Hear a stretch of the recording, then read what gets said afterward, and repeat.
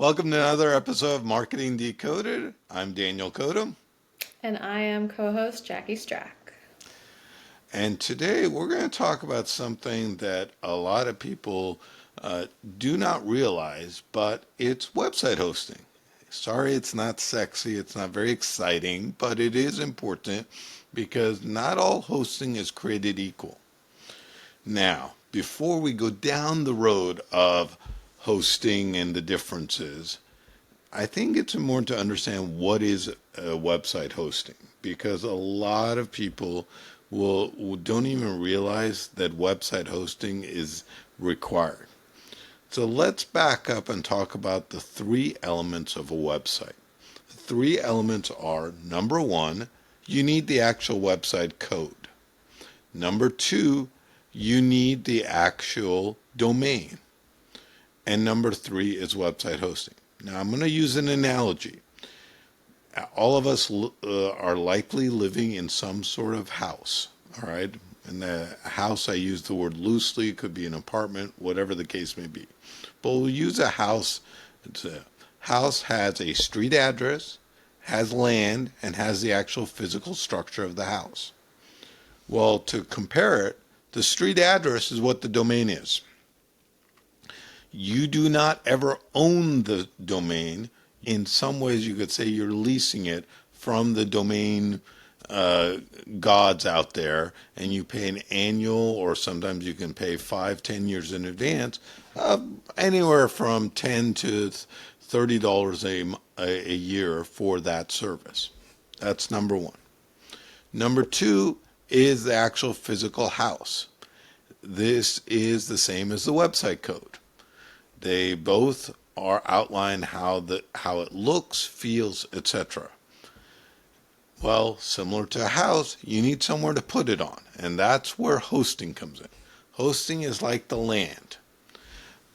The one big difference between a house's land and the website hosting is you can't own land in the website world. You can't own the hosting. Well, let me rephrase. You can, but most people do not. Most people will sit there and actually lease, rent, buy a portion of website hosting to be able to have the privilege of putting their website code on there. And there are literally thousands of companies out there to do website hosting. And majority of them, you can get your domain through them. And the differences between all of these come down to a few key traits. Number one, reliability. How often are they having issues where the site is down? That's number one. And I'm going to expand on each of these a little bit and let my partner in crime here also comment. Number two, support. Huge, huge thing. Not all support is created equal. We all, just like if you go to a restaurant, not all servers are equally as talented and good. Number three, and the what I call the add-ons, and that could be SSL certificates or security encryption. It could be malware protection. It could be backing up.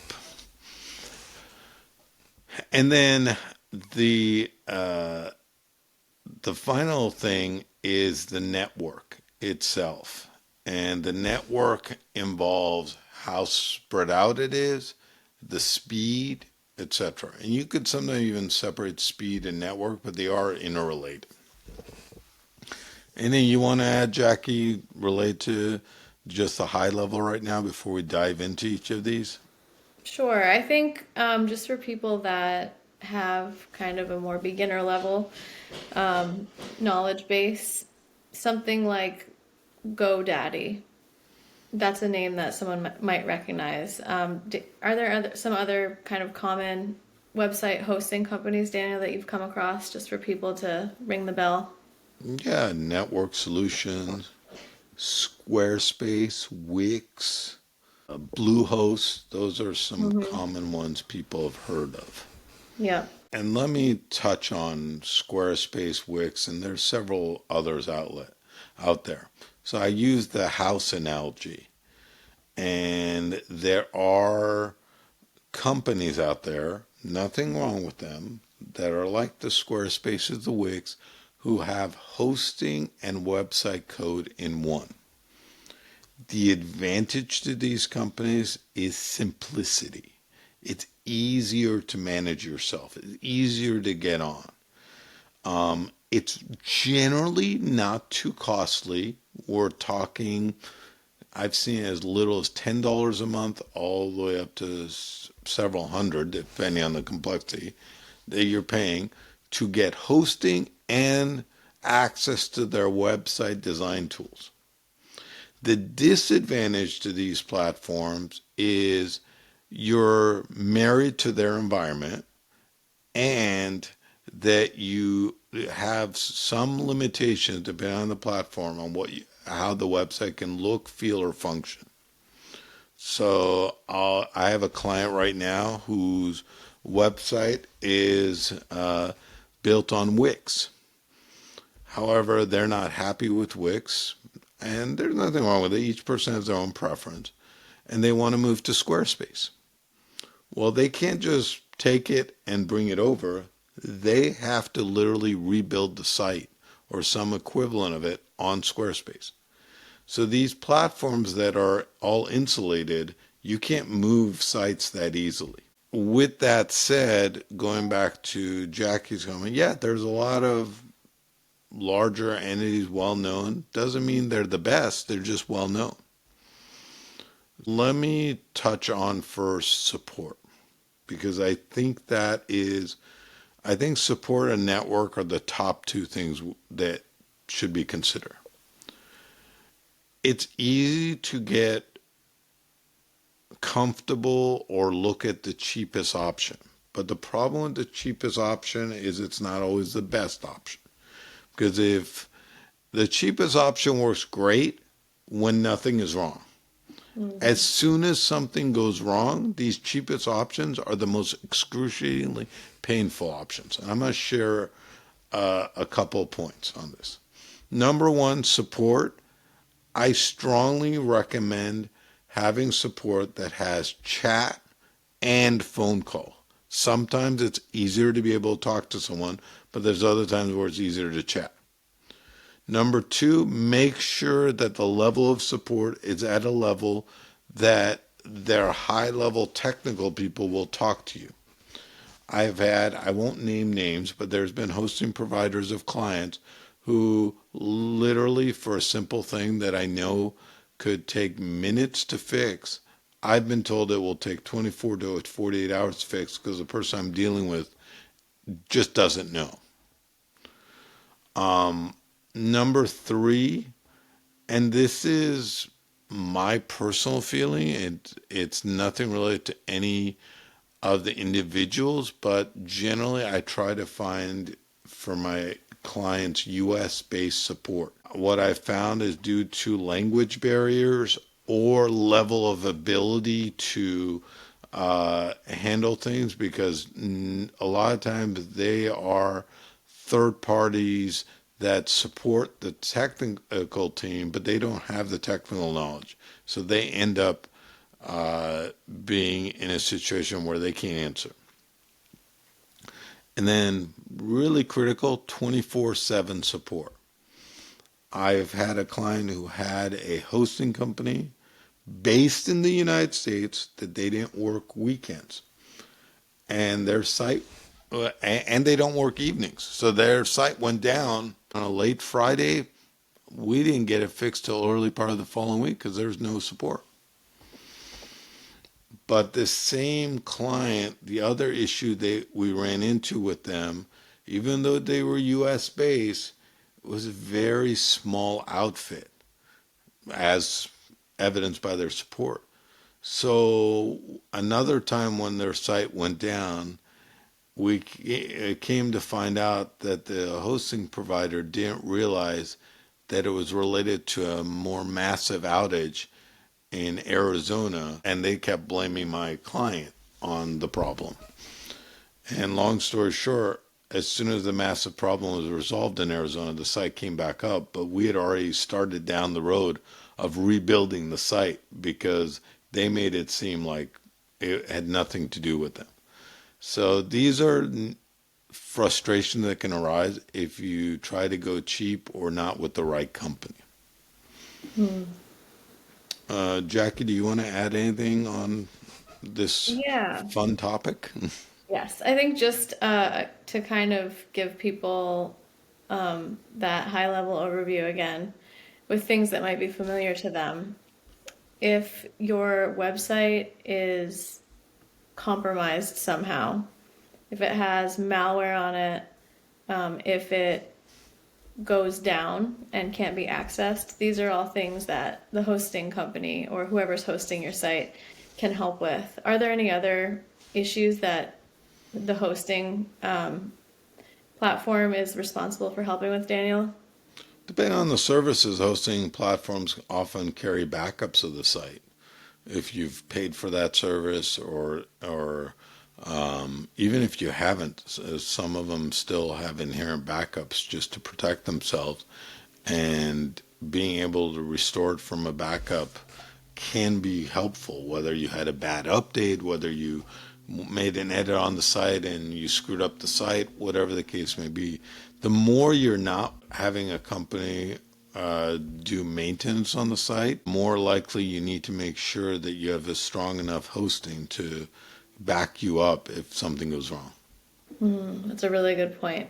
And can you give some examples of what maintenance entails for people that are not as knowledgeable? Yeah, so maintenance involves majority of sites, and this is one advantage to Wix and Squarespace because they don't generally have this, but majority of sites have regular updates similar to your phone where there's security or other things that need to be brought to the latest version to protect against the latest and greatest malware, to protect against cyber attacks, or to add increased functionality. Few years back, I remember another big thing was Google started showing when sites didn't have an SSL certificate, which basically is a level of encryption verification, which adds another layer of security for simplicity's sake. If you didn't have someone maintaining your site, you may not even realize it. We're probably about 6, 7 years removed. I probably still see about one a month, and these aren't small companies. I mean, I saw a $3 million company whose website showed not secure, and they're a digital based company, and they just don't realize it. So maintenance involves getting those security updates, keeping it, and scanning for potential problems. And if there is a problem, fixing it. Mm-hmm. I'll also use another example. I had a client of mine from 2016, so about 9 years ago, reach out to me because their site was all screwed up. Their copyright still showed 2017. The header images were no longer showing. It just looked bad. It really Mm. looked bad. And it showed like no updates for years. So these updates cause the site to stop working the way it should. Because keep in mind, it's not just websites that get updated. Some of you may not realize it, but your browsers get updated. Mm-hmm. So some of the updates to websites is also to account for changes in the browser or the computer. If you have a really old computer, some of you may even experience situations where it says your browser can no longer be updated. I mean, it Yeah. takes usually over 7 years, sometimes over 10 years, depending on the computer. But you can get to the point where your computer or your browser is no longer even valid. I'll use an example of a browser update. This was, I want to say 5, 6 years ago, where browsers stopped allowing videos to play sound automatically. And this was updates done on browsers. And if it was because consumers got upset when they'd go to it and suddenly music would blast out or something Mhm. else. So those are kind of some updates to think about. Um, Anything else you want to add before we jump into network? Hmm. No, bring us to network, Daniel. Let's hear about it. So the biggest thing with network is just like when you go buy a computer, if you're not a tech person, you look at a computer, you look at numbers for processor speed, you look at RAM, which is I call it short-term memory. You look at hard drive size, which is like long-term memory. You may look at what the graphics processor is, because if you're doing video games, you want it to be higher level. And you'll find computers from simple Chromebooks, which are under $200, to very high-end computers, which cost thousands of dollars. Now, if you go into a Best Buy or any equivalent electronics store, you'll see that range. It's the same with website hosting, because where the website code goes, it's on a computer. So depending on the level of the computer will also determine how well the website will perform, how fast it is, what things it's able to do, what not to do. Like the network could prevent traffic coming from certain countries that are notorious for spam or attacks. Your website hosting may create a CDN, which is a network of computers to be able to better perform things. So I'll use what a CDN, how it works. We are based in California. If our website was on a computer that's in New York, every time someone in our area goes to access the website, it's having to travel to New York, come back. Guess what? That slows it down. What a CDN does is it almost clones your website in different areas around the country and around the world, actually. So that way, in ours, for instance, it actually goes to Arizona. That's the closest thing. So it's a much shorter distance between us and Arizona than us and New York. And this is important. The larger you are, it's important to have this, because you don't know where your clients are coming from. Even if you're a local business, it's important to keep it in mind, because if people are accessing your website from far away, that's going to slow it down. If your website is on a computer that is not a high-end computer, it will slow it down. This is where I'm going to narrow this to three types of hosting, because that's part of the network. There's shared hosting, there's VPS, and some have different names for that, and then there's dedicated. This can impact speed of it. Think about the computer you bought. The more stuff you put on it, it slows you down more. Well, with shared hosting, that same computer is shared by you and could be hundreds of others. They don't tell you, they just say it's shared hosting. So that hundreds of others, if the computer your site is on is shared by 300 people, guess what? If one of the other websites on there gets malware, yours could get infected if the system isn't done right. If one of the computer websites on that shared gets, let's say, a ton of traffic at one period, it could slow the whole system down and slow your site down. Nothing wrong with it. Shared hosting is the cheapest option, but not all shared hosting is treated equal.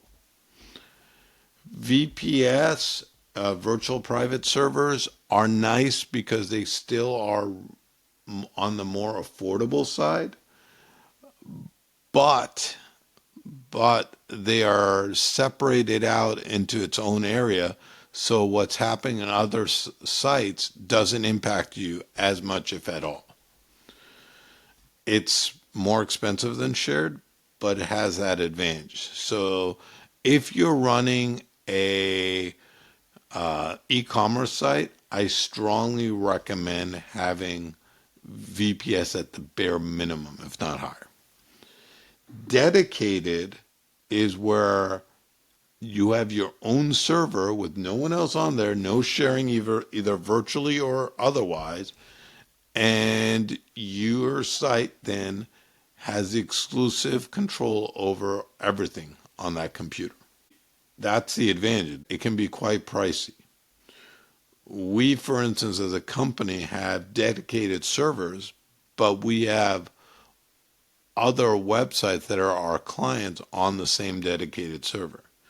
The advantage is we control where the sites are, we control the traffic, we control where it's going, and we don't have to worry about third parties laying there. It wasn't always like that. We used to, when we started the company, we used to have shared hosting that we use.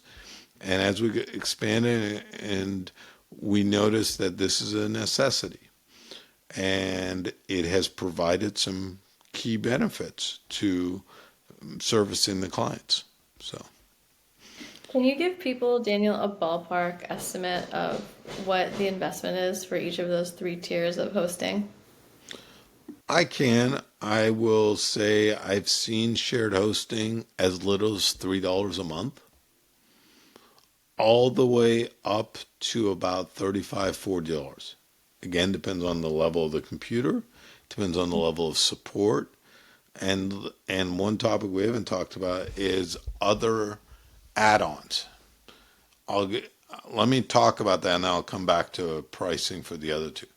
Add-ons could be backups. Some companies provide it by default, others you have to pay for it as an add-on. Malware protection. Again, add-on or comes with it. Some have a separate speed boost where if you get it, you get a higher level of speed for it. Another one is level of support. Some will say you only get email support unless you want to go to this next level. And then there's other levels of, like, some you can buy provisions to actually get malware cleanup. Some you can pay to get 24/7 support. It can go on and on.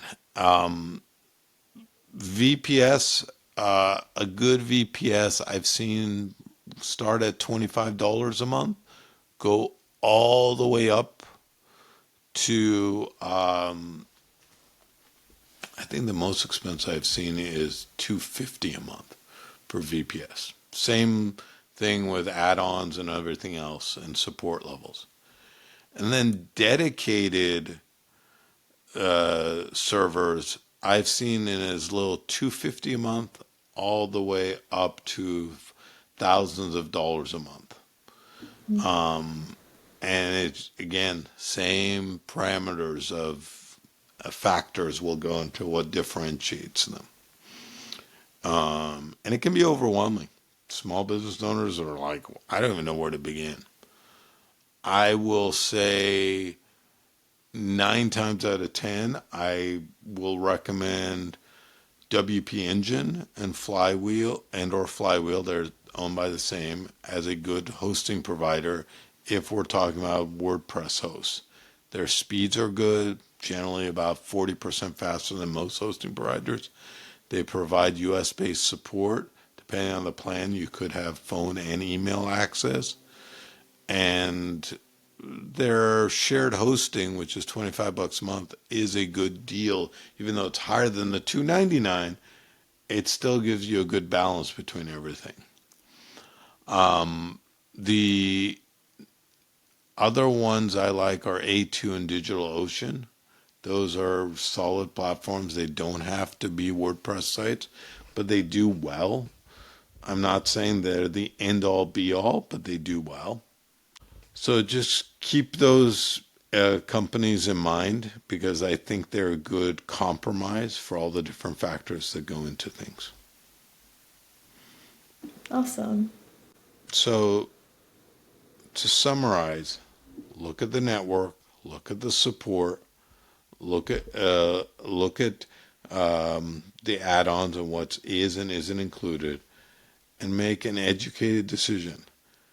There are advantages to working with third-party hosting providers like an agency like ours or others like ours because then you don't have to try to talk to technical people who may or may not understand what you're trying to tell them, and they will usually be able to keep things up. But you're paying a cost for it. Most website hosting and maintenance companies will charge anywhere from about $75 to several $100s a month. And obviously that is more expensive than just hosting, but then you're getting someone who intimately knows how the website can work and you can delegate things to and not have to think about it. Yeah, and sometimes having that extra level of service really makes the difference. Yep. Anything you want to add, Jackie? I just wanted to add that when you're trying to figure out what level of hosting you want and what your needs are, one thing to consider is also just how important is your website to your business.